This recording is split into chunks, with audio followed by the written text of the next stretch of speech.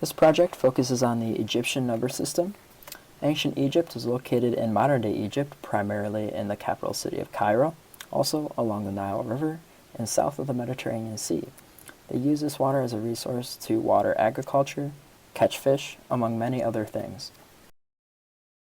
Egypt was founded in 3100 BC when King Narmer united all the surrounding civilizations.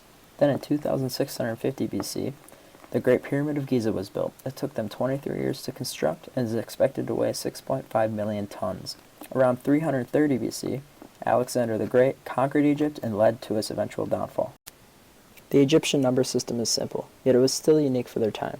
For example, numbers 1 through 9 are represented by simple tally marks, increments of 10 are represented by what many like to call a heel bone, and increments of 100 are represented by a swirl. Although the tally mark did not derive originally from this system, we still do use it today. Once you exceed levels of 100, the symbols become a little more obscure. For example, increments of 1,000 are represented by a lotus flower, 10,000 by a pointing finger, 100,000 by a frog, then 1,000,000 looks to be a man kneeling and praising his gods.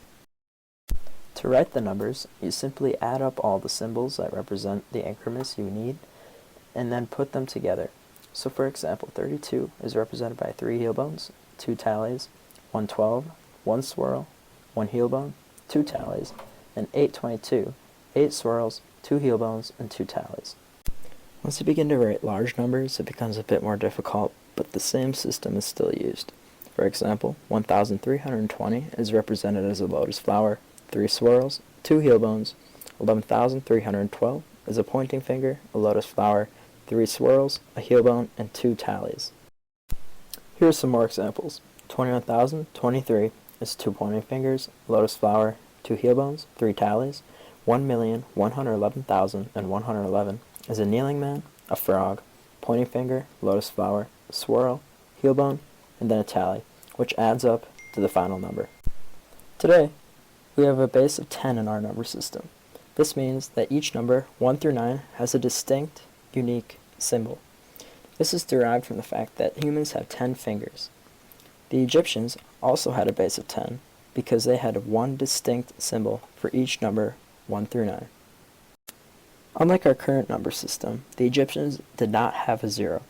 Today we use our 0 as a placeholder or as a way to simply resemble nothing.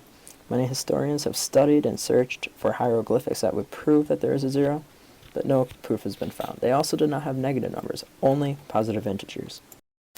Their system of addition is very similar to ours. For example, we just read out 2 plus 2 equals 4, or 30 plus 20 equals 50. They do it the same way, but they write the numbers a different way. So, shown here, 30 plus 20 equals 50, or here, 212 plus 822 equals 1034. There are many contrasts between our two multiplication systems, whereas we just take 14 times 15 equals 210. They take the numbers 14 and 15. Under 14, write numbers starting at 1 that double. Under 15, write the multiples of that number. They then need the numbers on the left to equal the number at the top. In this example, 2 plus 4 plus 8 equals 14. Once we have the numbers that add up to be 14, we take the corresponding multiples that they represent and we add them up. In this example, 30 plus 60 plus 120, we'll then use a simple addition method of adding the vertical columns from the right to left to get 210. 210 is in the final answer to this multiplication problem. Next, here are some questions to make sure you understand the material. Translate 243, 7,945, and 6,789,670. Question 2. What does it mean to have a base of 10? And did Egypt have a base of 10? Next, according to ancient hieroglyphics, did Egypt have a 0? 4. Add these two numbers. Lastly, multiply these two numbers using the Egyptian multiplication method. And just in case you're curious, here's some more media made by others on the internet to better explain all the concepts we just talked about.